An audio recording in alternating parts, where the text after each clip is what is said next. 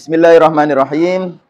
Assalamualaikum warahmatullahi wabarakatuh. Waalaikumsalam warahmatullahi wabarakatuh.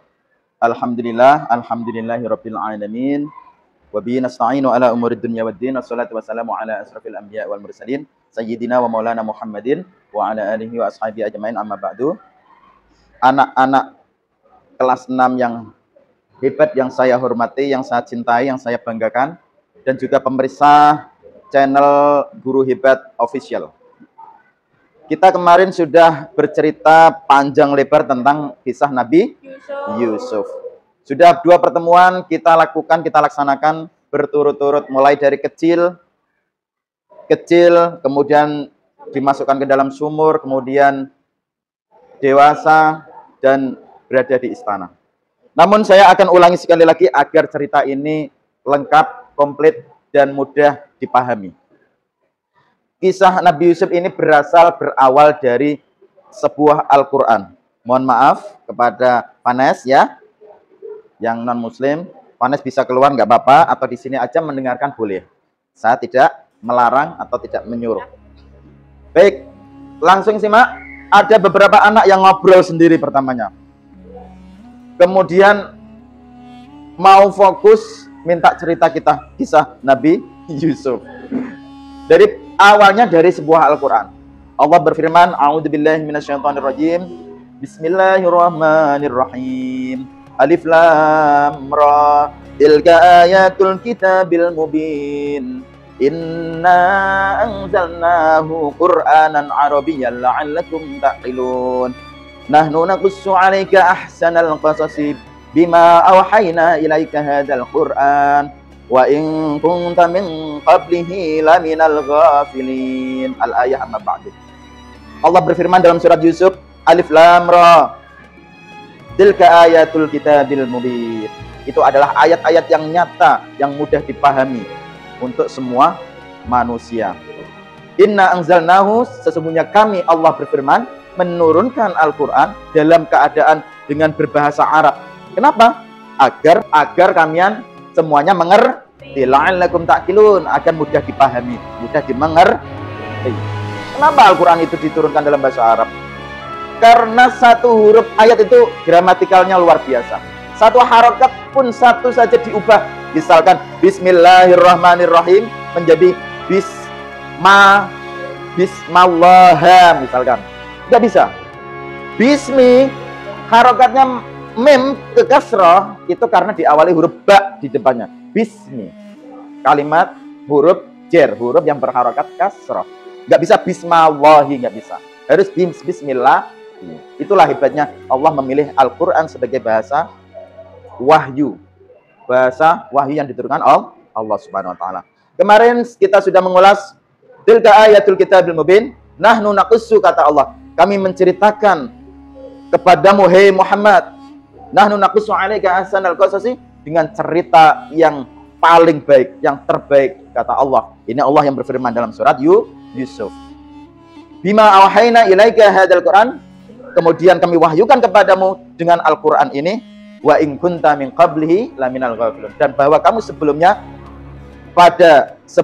ini kamu adalah orang-orang yang belum tahu cerita ini, kisah Nabi Yusuf. Pertama kali Yusuf adalah seorang anak yang tampan, rupawan, cerdas, dan mempunyai hati yang luhur, tenang. Kemudian akhirnya suatu malam bermimpi. Saya ulangi lagi sekilas. Suatu malam bermimpi, di keheningan malam yang sunyi, Nabi Yusuf bermimpi. Kemudian Nabi Yusuf pada pagi harinya menceritakan kepada ayahnya. Apa buktinya? Ini terdapat dalam Al-Quran yang bunyinya, wa idh qala Yusufa li abihi ya abati inni ra'aitu ahada asyara kawkaba wasyamsa wal qamara ra'aituhum li sajidin. Wahai ayahku, aku semalam bermimpi melihat 11 bintang, matahari dan bulan bersujud kepadaku. Ketika Nabi Yakub sang ayah diceritai oleh Nabi Yusuf, kemudian wajahnya ayahnya Nabi Yusuf yang bernama Nabi Yakub berubah langsung berubah dalam pikirannya. Wah, ini bukan cerita biasa ngomongnya. Ini adalah cerita wahyu. Kelak kamu besar akan menjadi seorang nabi. Dan baik secara spiritual maupun secara kedudukan, kamu akan jadi orang yang dicintai oleh Allah Subhanahu wa taala. Dan benar. Kemudian Nabi Yakub bilang, "Ya bunayya, hei anakku Yusuf, la taqsus ru'yaka ala ikhwatik." Jangan ceritakan kisahmu ini kepada saudara-saudaramu. La taqsus ru'yaka ala ikhwatik. Karena saudara-saudaramu akan memberikan tipu daya, akan bersekongkol, akan membuat tipu daya kepadamu. Maka tenang, jangan ceritakan kepada siapapun. Namun kenyataannya cerita ini bisa bocor di kalangan keluarganya. Akhirnya saudara-saudaranya yang 11 itu mempunyai rasa dengki di dalam hatinya. Kenapa yang selalu disayang adalah Yusuf? Padahal kita 11 anak, kita juga sangat kuat-kuat. Kita anak-anak yang hebat-hebat, kuat-kuat. Ngomongnya begitu di antara saudara-saudaranya. Rasa dengki inilah mulai tumbuh dalam hati mereka. Kemudian saudara-saudaranya bersekongkol mau membuat tipu daya kepada Nabi Yusuf. Kemudian pada malam harinya, salah satu saudaranya berkata, "Wahai ayahku, saya akan mengajak Yusuf besok untuk bermain bersama kami mengembala kambing di padang pasir atau di padang lahan gurun yang sangat jauh dari rumahnya." Begitu sebelum itu Nabi Yakub sebelumnya enggan dan mau menolak kalau akan terjadi apa-apa, dan perasaannya sudah mempunyai firasat Nabi Yakub bahwa Nabi akan timbul sesuatu yang tidak diinginkan, yaitu Nabi Yusuf akan diapa-apakan oleh 11 saudara-saudaranya. Tapi karena rayuan dari anaknya, akhirnya dibolehkan oleh Nabi Yakub untuk diajak mengembala kambing. Karena kambingnya sangat banyak sekali, Nabi Yakub kaya pada waktu itu, anak-anaknya disuruh mengembala kambing semuanya. Akhirnya apa? Di suatu padang pasir dan mengembala kambing, di situ tumbuh ada rerumputan. Ada rerumputan, Mas Yandu. Kemudian Nabi Yusuf dipersekongkolkan oleh saudara-saudaranya, dimasukkan ke dalam sumur. Sumur itu sungguh gelap. Gelap sekali. Di situ sunyi, sendirian malam hari. Rasa ketakutan menyelimuti diri Yusuf yang sudah diteburkan ke dalam sumur oleh saudara-saudaranya. Namun Yusuf tidak sendirian. Pada malam hari Yusuf dihibur oleh sesosok malaikat yang berada di dalam sumurnya. "Hei Yusuf," datanglah malaikat, "janganlah kamu takut, kamu gentar. Perjalananmu dimulai dari sumur ini. Dari sumur ini kelak kamu dewasa akan menjadi seorang yang bermartabat, baik secara spiritual maupun secara material. Secara kedudukan, kamu akan mempunyai kedudukan yang luar biasa. Maka pengorbananmu dari sumur ini, jangan takut, jangan bersedih hati. Sesungguhnya Allah bersamamu." Ngomong begitu malaikat. Kemudian benar, ada kafilah datang, rombongan dari negara lain mau menuju Mesir. Kemudian di situ menemui sumur yang kemarin sudah saya ceritakan, airnya payau, nggak enak, nggak segar, tapi tiba-tiba karena mungkin berkahnya diceburi oleh Nabi Yusuf, akhirnya menjadi segar. Kemudian keajaiban terjadi. Nabi Yusuf pertama ditimba tidak mau ikut, kemudian kedua kalinya malaikat turun. "Hei Yusuf, ikutlah bersama rombongan ini. Jangan takut. Kamu akan mengikuti rombongan ini dengan membawa risalah yang akan mengubah keyakinan orang-orang Mesir yang menyembah berhala dan menumbuhkan kerusakan di sana. Kamu akan jadi seorang nabi di sana." Kemudian dia ikut ditimba dan mengikuti kafilah ini. Namun tidak semudah itu saudara-saudaranya yang mengintip di balik bukit tahu. Yusuf diambil oleh rombongan yang mau menuju Mesir. Akhirnya apa? Saudaranya mengatakan, "Ini adalah budakku, kamu harus membelinya, saya jual budak ini." Karena saudara-saudaranya berkeinginan agar jauh dari rumah dan dibawa oleh rombongan ini keluar dari negara Kan'an yang sekarang yang disebut Palestina. Kemudian dibawa ke Mesir. Akhirnya dibeli dengan harga yang murah. Tipu daya saudara-saudaranya Yusuf tidak akan bisa mengalahkan tipu daya Allah Subhanahu wa ta'ala. Dia memang menjual Yusuf dengan harga murah, tapi Yusuf kelak di negara Mesir akan menjadi seorang raja yang dijual murah sebelumnya, akan menjadi seorang raja agung di negara Mesir, menjadi pembantu. Kemudian apa? Kemudian dibawalah dan mengikuti kafilah ini menuju Mesir. Di sana kemudian Nabi Yusuf menjadi pintar, sudah saya ceritakan kemarin, kecerdikannya menangkap sang pencuri. Kemudian pencuri ditangkap dan tidak ada yang bisa mengadili. Tidak ada yang mengaku salah satunya saling tuduh menuduh kepada dia sang penjaga istana bahwa perhiasan atau emasnya sang istrinya raja hilang pada malam itu. Kemudian ada yang mencuri salah satu dari penjaganya. Kemudian diadili dan Yusuf ketika itu kebetulan lewat dan melihat, ada apa ini kok rame-rame, kok saling ngobrol sendiri, ada apa ini? Kemudian diketahuinya, ini Pak Yusuf, perhiasannya sang putri raja, istrinya raja hilang, dan dua ini penjaganya yang mengambil, tapi tidak ada yang mau mengaku. Baik, saya punya bukti dan saya tahu siapa yang mengambilnya. Kemudian dibisikilah penasihat itu, hukumnya penasihat merencanakan, kemudian dibungkus kepalanya prajurit dua itu yang tidak mengaku yang mengambil yang mana. Kemudian dibungkus kepalanya, kemudian bilang apa? Saya kasih waktu. Kalau kamu mengaku, akan kami ampuni. Kalau tidak mengaku, kami tahu siapa yang mengambil perhiasan sang istri raja. Kemudian bilang, Rudamun, sang pengawal, panglima kerajaan, saya tahu inilah, karena mukanya sudah dibungkus, inilah orangnya yang mengambil.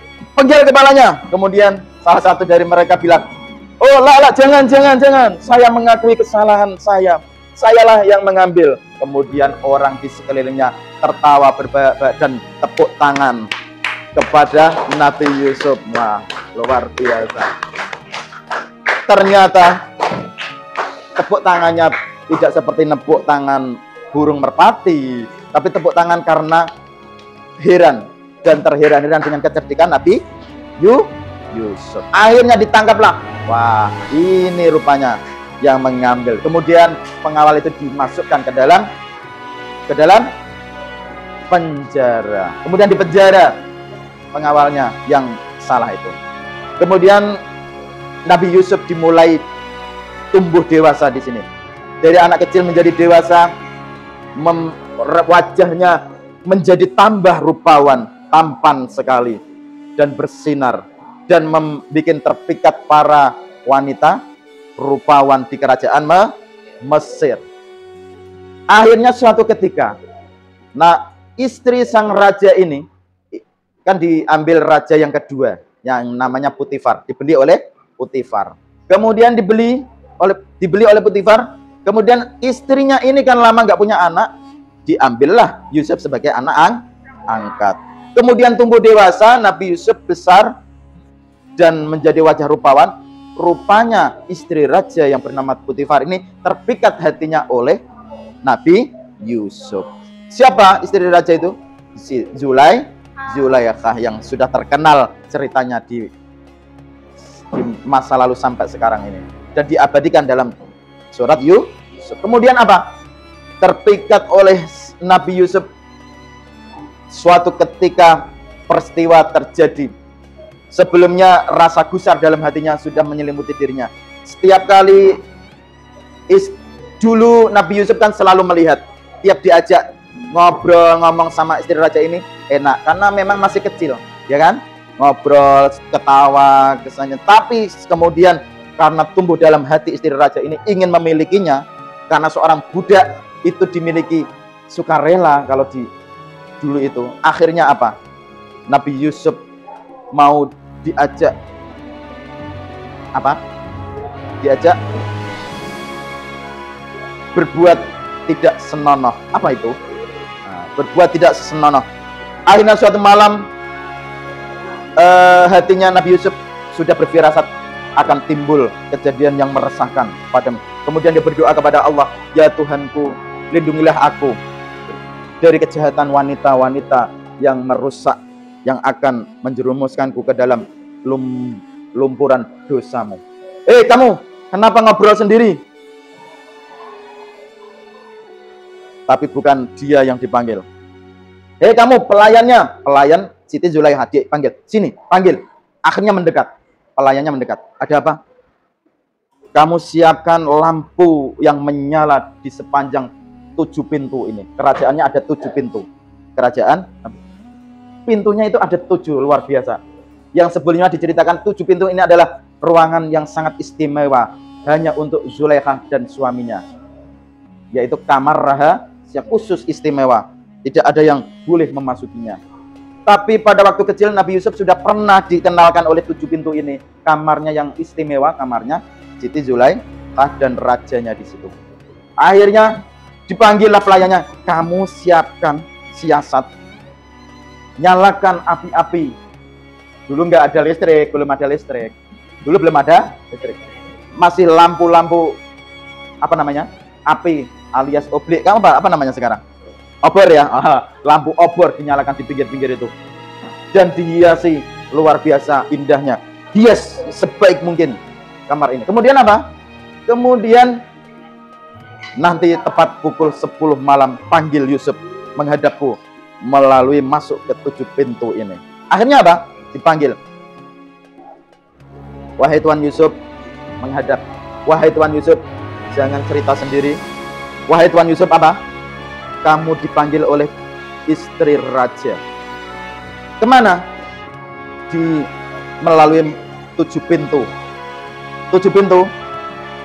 Kemudian dalam hatinya Nabi Yusuf sudah tahu akan terjadi rencana tipu daya setan yang akan menghinggapi dirinya, yang kejadian ini akan terjadi. Akhirnya apa? Masuklah ke dalam 7 pintu. Diajak oleh sang pelayannya istri raja. Ayo, silakan lewat sini. Dibukakan pintu pertama. Masuk pintu pertama, kemudian pintu pertama langsung dikunci. Ceklek. Kunci ini nggak bisa ada yang buka kecuali istrinya Nabi, dikunci. Terus Nabi Yusuf mengelus.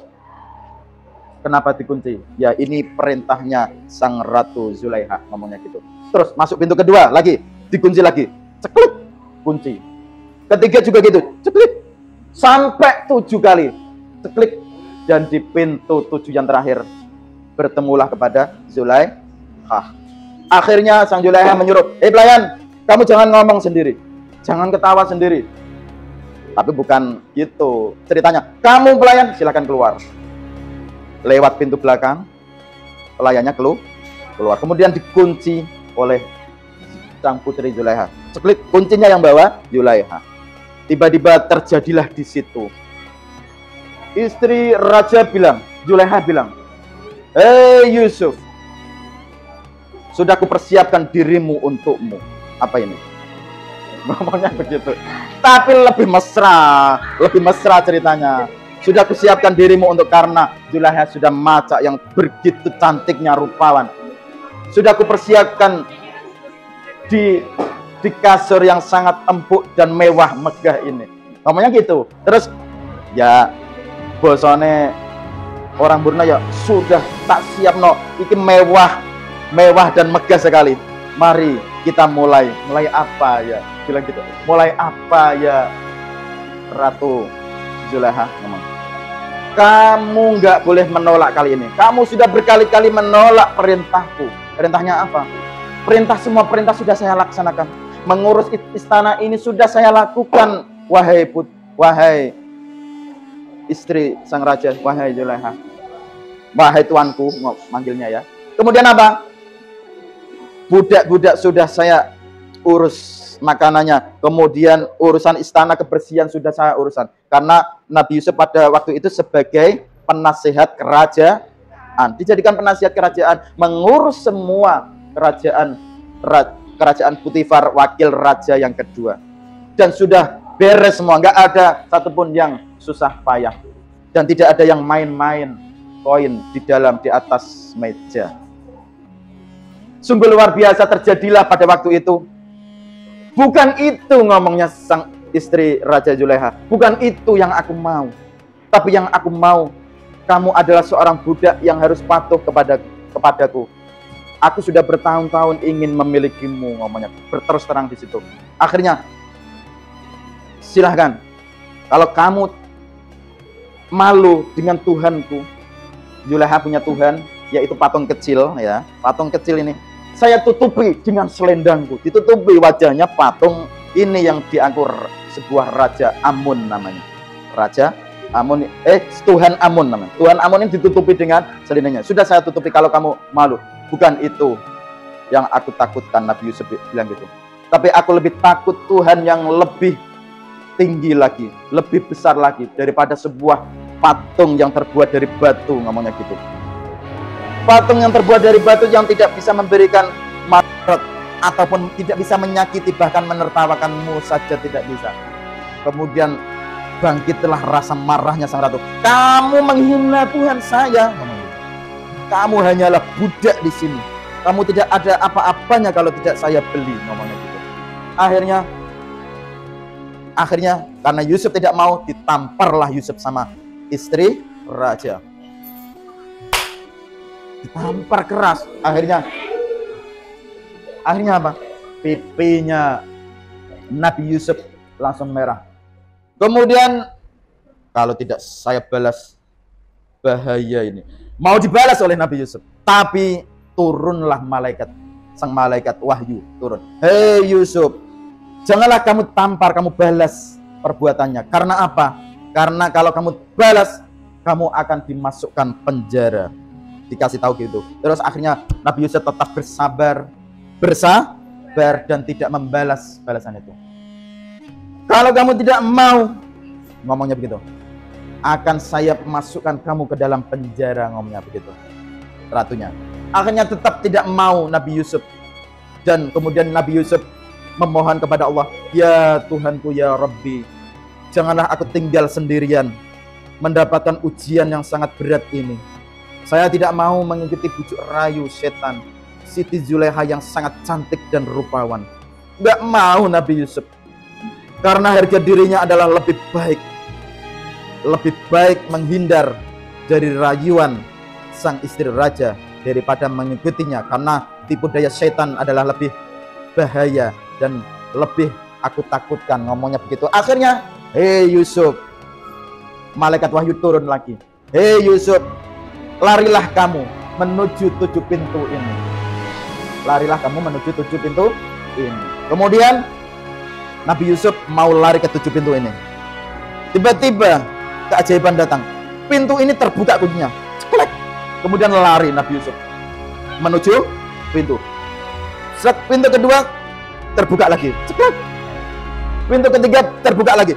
Dan istrinya raja heran. Duh, bisa terbuka kan? Kemudian dikejar juga. Nabi Yusuf dikejar.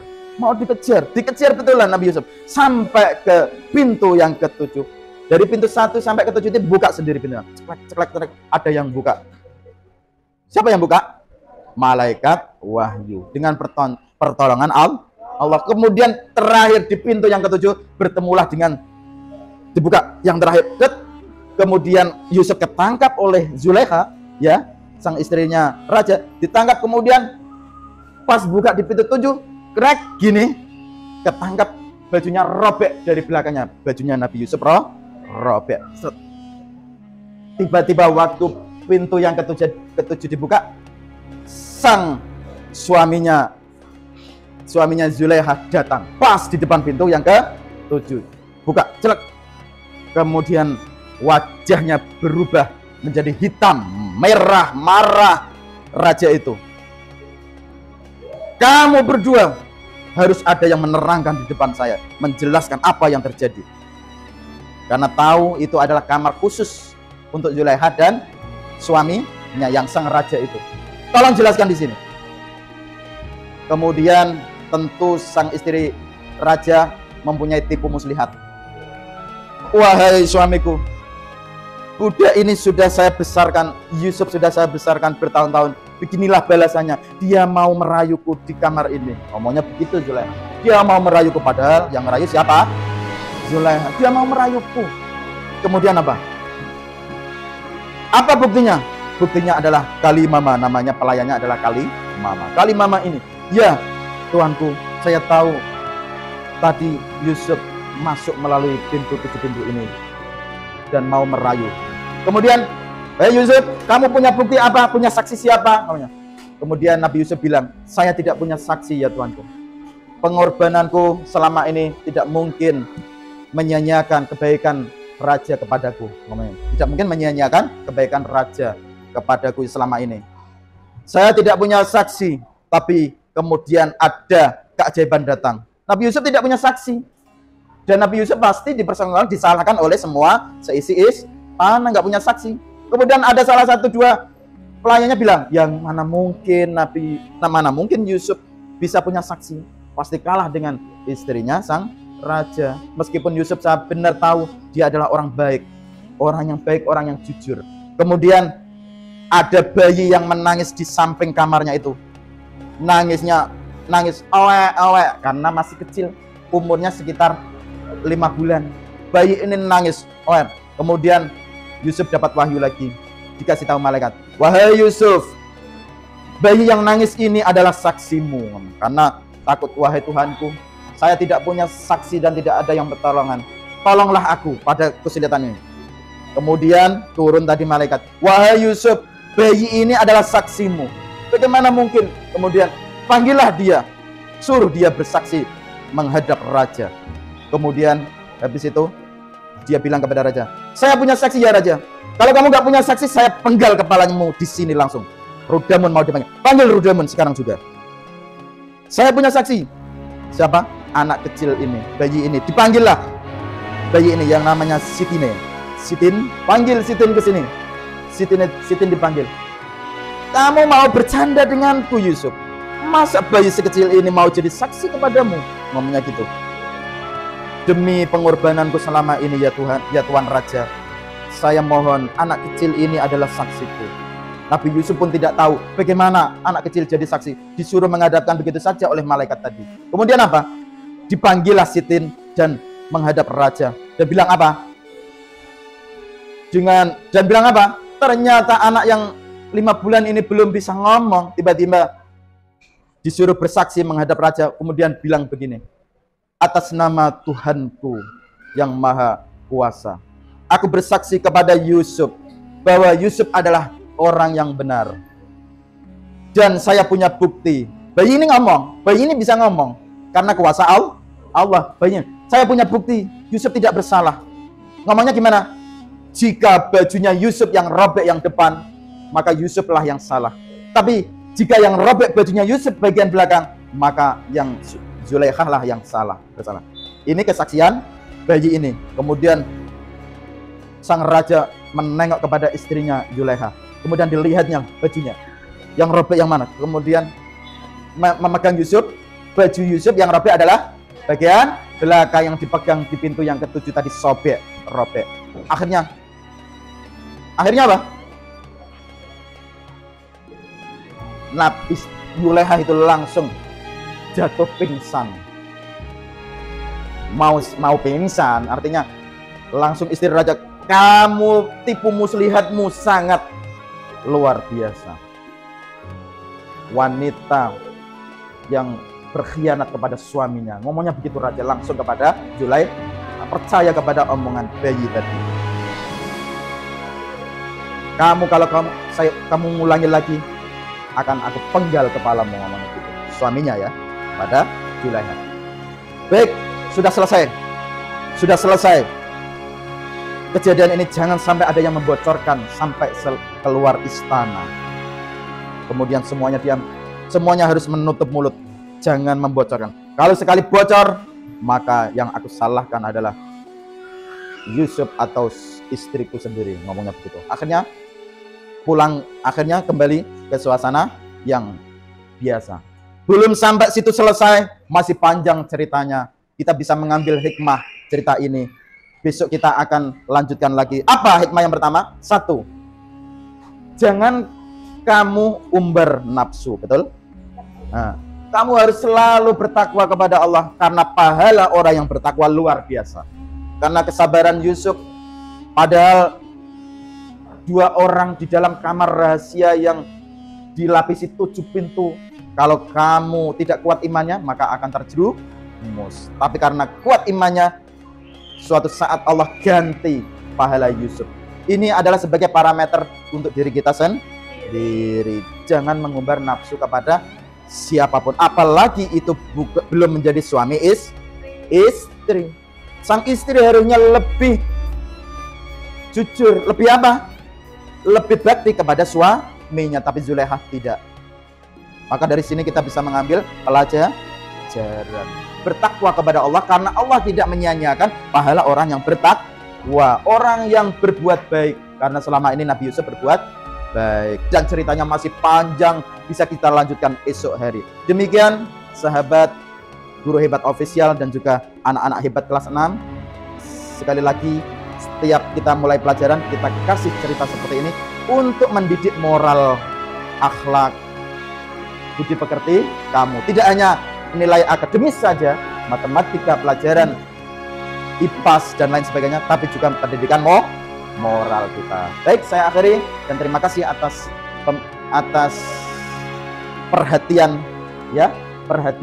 dan juga menyimaknya dengan baik. Kita lanjutkan esok hari dan saya akhiri wabillahi taufiq wal hidayah. Mudah-mudahan ada guna dan manfaatnya. Wassalamualaikum warahmatullahi wabarakatuh. Waalaikumsalam warahmatullahi wabarakatuh.